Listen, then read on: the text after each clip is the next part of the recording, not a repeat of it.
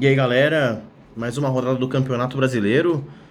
O Tricolor arrancou um empate ontem no Sul, ou melhor, o Inter arrancou um empate contra o São Paulo, jogador a menos praticamente o segundo tempo todo. Um Tricolor que foi, de certa forma, competitivo, mas de certa forma também ineficaz. A rodada ajudou muito o Tricolor do Morumbi. O São Paulo ainda continua no G4 e há uma distância razoável do líder Atlético Mineiro. Tirando o jogo do Atlético, o Palmeiras empatou com os moleques do Flamengo. E assim o São Paulo conseguiu se manter numa zona confortável com relação à visão dos próximos jogos. O São Paulo que enfrenta o River Plate na próxima quarta-feira em Buenos Aires, fazendo tudo ou nada por uma possível classificação ainda sonhada por pouquíssimas pessoas na Libertadores.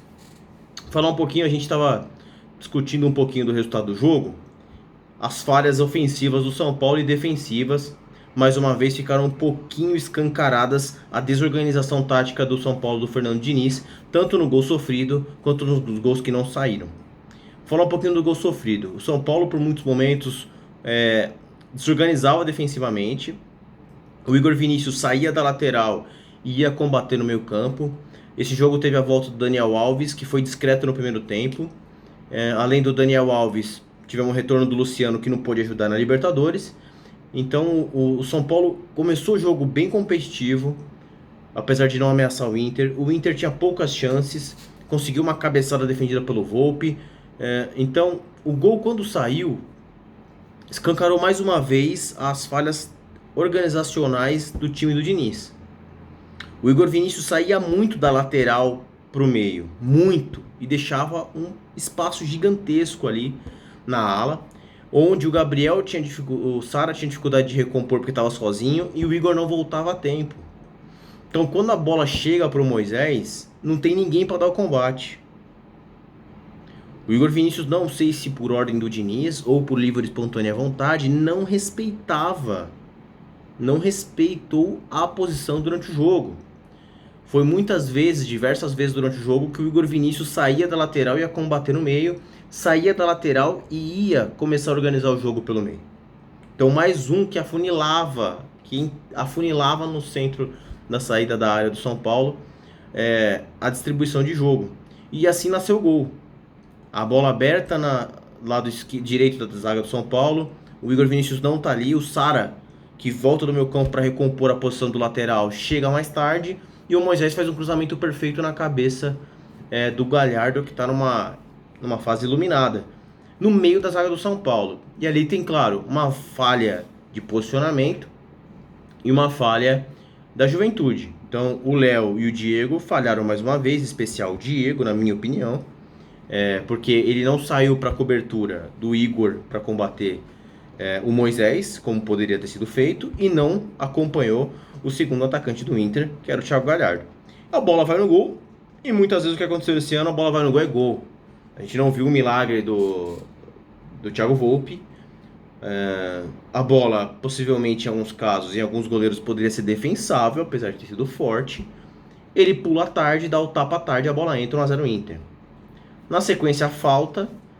Reinaldo bate cruzado, Pablo dá uma casquinha na bola, Luciano 1 a 1. A partir dali, e até antes mesmo disso, o São Paulo escancara, aí já falei do problema defensivo, o São Paulo escancara um problema ofensivo. Apesar do São Paulo, até a rodada passada, estar entre os 4 melhores ataques da competição, o São Paulo sofre muito para fazer gol. Fez bastante gol de bola parada ainda esse ano e muito gol de cruzamento. Então, gol de jogada trabalhado, o São Paulo tem muita dificuldade para fazer. Muita dificuldade. O São Paulo criou 2 com o Tietê, algumas com o Pablo, criou, não definiu. Uma com o Igor Vinícius, que ele escorregou. O São Paulo com 1 a mais o segundo tempo todo. Dá para dizer que criou 2 chances claras, não conferiu nenhuma. E aí você fala assim, puta, é culpa do Tietê e do Igor? Em partes. Vou explicar por quê. Quando a gente divide o campo em 3 pedaços, então você tem a parte de construção, a parte de criação e a parte de finalização. O Guardiola, na época do Barcelona, fazia toda a parte de construção e criatividade funcionar para o Messi decidir. certo? Então você construía, criava e o Messi decidia. Em alguns times, por exemplo, o Bayern, claro, você cria pro Lewandowski, na maioria das vezes, decidir, com o Gnabry e até mesmo o Coman decidirem, para os caras da frente. Isso não quer dizer que o meia não possa entrar esse elemento surpresa, que o lateral possa entrar esse elemento surpresa, como o Daniel Alves no Barcelona foi, entre outros. Quando você tem um time muito forte em todos os setores, qualquer um pode decidir, como o City hoje do Guardiola, todos podem decidir, mas dentro daquela área. Então, De Bruyne, Agüero, Sterling, Maes, mas difícil, pô, não quer dizer que não faça gol, é difícil o Fernandinho tá lá. É mais difícil o Walker fazer o gol. É mais difícil no Liverpool o Alexander-Arnold fazer o gol, ele não é o artilheiro do time. É mais difícil o Henderson fazer muitos gols. Aí você fala assim, puta, tem 5 gols. Claro, não é o foco. O foco ali é o Salah, o Mané, o Firmino. Exceções à regra durante o jogo.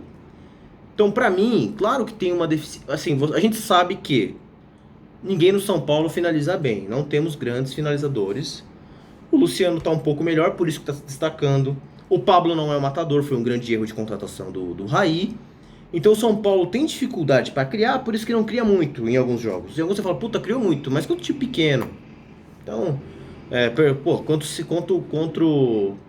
contra o Santo André aqui no Paulistão criou pra caralho. Contra o Corinthians no Morumbi sofreu um pouco para criar. Não é? E quando cria para as pessoas erradas. É isso, é o ponto. É isso que eu quero chegar. Então, para mim, o esquema do Diniz está errado nesse sentido. Quando ele obriga o Luciano a voltar para buscar a bola na zaga e depois ter que definir, para mim esse é o problema. Porque a bola vai chegar para quem não tem capacidade de definir. A bola vai sair redonda de trás porque ele vai voltar, e quando a bola chegar lá na frente vai chegar para um Tietê, pro Igor Vinícius. E não são esses caras que tem que definir, porque eles não têm essa capacidade. Sacou? Hoje o Flamengo, apesar do gol do Pedro, Arrascaeta e Pedro. As melhores chances criadas pelo Flamengo, tabela Arrascaeta e Pedro, mesmo com o time jovem do Flamengo. Para as melhores pessoas definirem. O Flamengo do Jesus, Bruno Henrique e Gabigol definirem.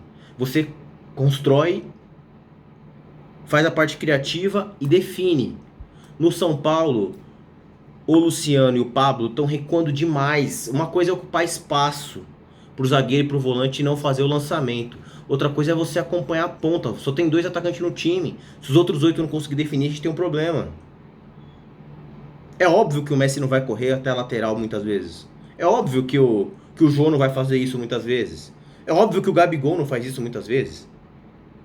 Óbvio também que os dois têm que ocupar espaço na frente. Mas tem que reservar energia. E os demais têm que criarem para abastecer os dois. Puta, os 2 melhores definidores do São Paulo é o Pablo e o Luciano. Beleza. Preserva um pouco mais eles na marcação. Ocupa espaço em cima dos volantes. Faz as 2 linhas de 4. Recupera a bola. Se subir, sobe todo mundo, claro. Mas todos.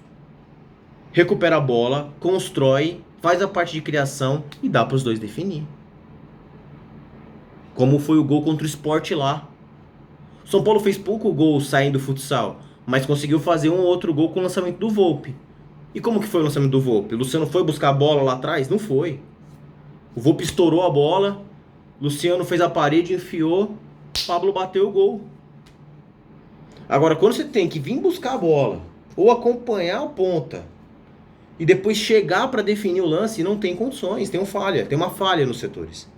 Então a zaga não tem conseguido entregar para os volantes no setor à frente, que eu acho que também é um absurdo o Tietê e o Daniel Alves sempre voltarem. Para mim seriam setores diferentes. Já que ele gosta de sair com o goleiro, dá para então ser o Volpi e os 2 zagueiros abertos. Ou então, não precisa subir os 2 lateral. Vem com o Reinaldo, vem com o Léo e vem com o Diego. E eles têm que obrigatoriamente quebrar a primeira linha e entregar a bola pro Tietê ou pro Daniel Alves, que vão criar junto com o Igor Gomes e talvez com o Luciano, que recua um pouquinho, mas ali já estamos falando da entrada da área, para criar para o Pablo definir. Então, para mim, o problema em especial não foram os 2, eles não têm essa capacidade. Claro que eles deveriam muito ter definido o jogo, Tanto o Igor Vinícius contra o River Plate, quanto o Tietê e o Igor ontem. Mas a culpa, para mim, principal não é deles. Porque o esquema não ajuda. O esquema não ajuda.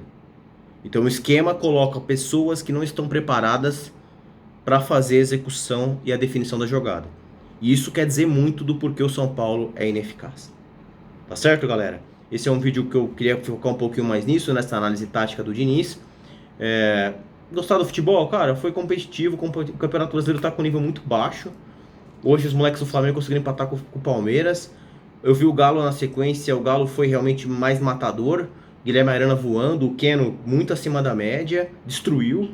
E se continuar nesse pique, o Galo tem tendências a disparar, porque o Galo não tá na Libertadores. Então, o Galo tem grandes chances de disparar se continuar nesse ritmo com o Keno nessa grande fase.